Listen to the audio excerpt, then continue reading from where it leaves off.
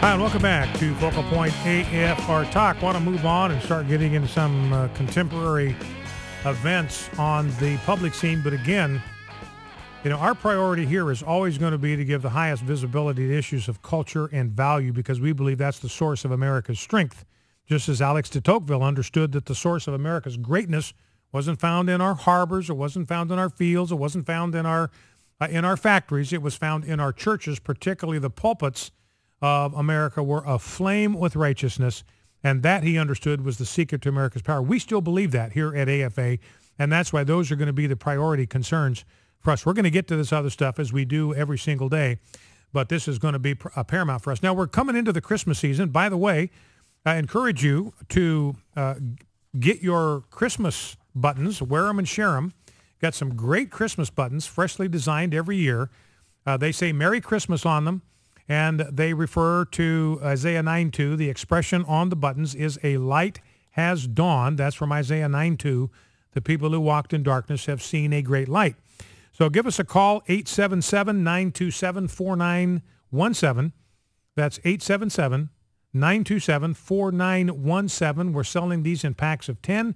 Shipping and handling is included in the price. Be great to distribute at your church. We've also got signs that say a light has dawned you can put in your yard. Debbie and I have been putting up a Christmas sign in our yard every year. It's great. It's a very visible, right out there by the edge of the street, a visible declaration to our neighbors, anybody who drives by, of what we stand for. Great conversation starters are a great way to kind of quietly proclaim your faith. A light has dawned. So call us up and order them up. It'd be great to have churches order a whole batch of these so that everybody in your church can wear these during the Christmas season. 877-927-4917 is the number to call. You can also go to afastore.net, afastore.net. Now, here's that story I was telling you about. A Christmas concert was deemed too Christian for a public school choir. This is from worldmagazine.com, piece by Sarah Padbury. Outcry over a demand that a high school Christmas concert include 5 secular songs for every religious one, and the subsequent disbanding of an exclusive student choir has pushed the school board in Wausau, Wisconsin, to schedule a special session to gather public comment on the issue. Now, there's a guy named Phil Buck, or Buke, it's B-U-C-H, not sure how he says it. He has directed the Wausau West High School choir program now for 30 years without any complaint, without any problem. He has woven Christian music, Christmas music, into the Christmas program. Music that talks about the nativity, talks about the birth of Jesus Christ. He's woven that into every Christmas concert for 30 years. In addition, this is kind of an elite choir that he has built there, and they're called the Master Singers, and they would often perform concerts off school grounds for civic clubs and businesses and nursing homes and so forth during the Christmas season. So it wasn't just at the school where they would sing these sacred songs during the Christmas. Now, they do the lighthearted stuff as well, but they wove Christmas songs into their concert. Now, what happened here is that they were told by the school board that if they were going to have any Christmas carols, Christmas songs in the Christmas program, they had to have at least 4 secular songs in between. So this was going to be affirmative action for Rudolph the Red-Nosed Reindeer and for Santa and his elves and for Frosty the Snowman. This is an affirmative action plan for every Christmas figure other than Jesus Christ. We got a quota system, 4 of you for every one of him. So that's what's going on here.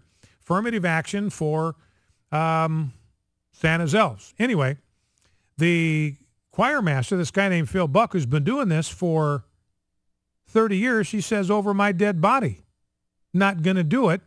And rather than knuckle under to this tyranny, this anti-Christian tyranny in this public school, I'm just going to disband this choir altogether. It's an elective choir. It's an elite choir. probably the best public school choir in the whole area, and I'm just going to shut it down.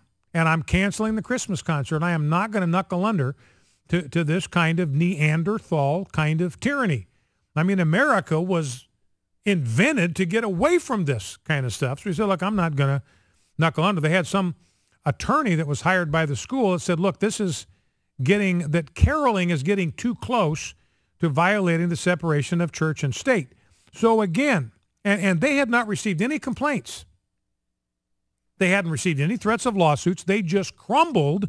They folded. They surrendered before anybody had even fired a shot, before anybody had even threatened to fire a shot, before anybody had even brought a gun to the knife fight. They folded. They surrendered because of some knucklehead attorney, misguided, misinformed about the separation of church and state. So again, this issue is going to come up now over and over again. We're going to start reading about these clashes over Christmas in public schools, public school concerts, what songs you can sing, what things you can say at Christmas concerts. And here again, ladies and gentlemen, this is the position that we stake out. Our position is planted squarely, our feet are planted squarely on the First Amendment of the Constitution of the United States. It is impossible, ladies and gentlemen, for this school choir to violate the First Amendment at a school Christmas concert for one reason: they are not Congress. That's the position we stake out. That's where we stand. We are not going to be budged. There's no violation of the Constitution here because a high school choir is not Congress. And furthermore, you go to the end of the Constitution, what do you find? It's dated from when? It's dated from the first Christmas, from the birth of Jesus Christ, the year of our Lord. So we date our Constitution. We dated the Declaration of Independence. We dated them from the very first Christmas. In other words, Christmas, let me put it to you this way, Christmas is in the Constitution. Christmas is in the Declaration of Independence because those documents are dated from the birth of what the Founding Fathers referred to, or someone the Founding Fathers referred to as our Lord, in the year of our Lord. Didn't even say the year of the Lord, like somebody else's Lord, but it was in the year of our Lord. So all of the signers of the Declaration of Independence, all of the signers of the Constitution, all of them said Jesus Christ is our Lord. And we are dating this document from the year of his birth. Our history began with the first Christmas. This document is a celebration of Christmas. It's a celebration of the influence and the impact that Jesus Christ, his life, has had on America. So once again, our founding documents dated from the birth of Christ. In fact, you look at the dating at the end of the Constitution. Let me see if I can find the specific reference to the dating of the Constitution, because I want you to see this. This is something a lot of people don't remember or don't recognize. Where is that specific dating? I'll get to it here in a second. Here we go. This is after the Constitution was enacted. In the year of our Lord, 1787, and of the independence of the United States of America, the 12th. Now, don't miss this, the significance of this. You know, people will say, hey, the Constitution's a godless Constitution. God's not in there. There's no mention of Christ. Absolutely, flatly wrong. It is an explicitly Christian document because the founder said, look, if you look in history, there are two dates, as far as the United States of America are concerned, there are two dates that are more important than any other dates in human history. The first date that is of monumental significance to the history of the United States is the birth of Jesus Christ. It was so important, we are going to date our founding document from the year of his birth, from the very first Christmas. The second date was of monumental significance, is the date on which we declared our independence. So two dates were of paramount importance to the Founding Fathers: Christmas, the first Christmas, and the Declaration of Independence. So don't let anybody fool you about this stuff. Anyway, number to call if you want to join the conversation about religious liberty, about prayer in schools, about prayer before football games, about the presence of Christ in our Constitution. Give us a call. 888-589-8840 is the number to call. 888-589-8840. Now, it's important to understand that you have tremendous religious liberty issues at stake in almost all of these cultural issues. And I'll spend more time with this another time, but, I've often made the point, and I will continue to make it because it's a simple truth, that we as a nation are going to have to choose between homosexuality and Christianity. It's that simple, because the two things cannot coexist. You cannot have a nation that embraces homosexuality and a nation that embraces Christianity. It cannot be done. It is impossible. Every time homosexuality advances, every time the homosexual agenda advances even one step, that advance comes at the expense of religious liberty. Religious liberty, specifically Christianity, has to retreat.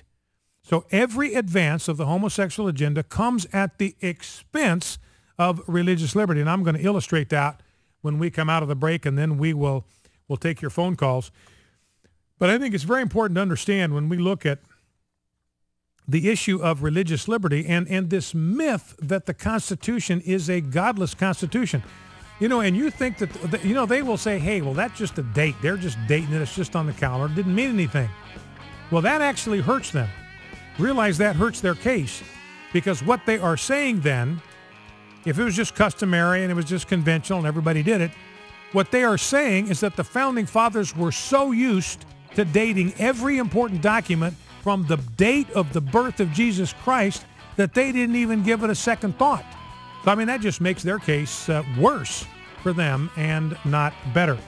So don't let anybody fool you that Christ is not in the Constitution. He's right there in the dating, right above all of the signatures, in the year of our Lord, 1787, and in the year of the independence of the United States, the 12th.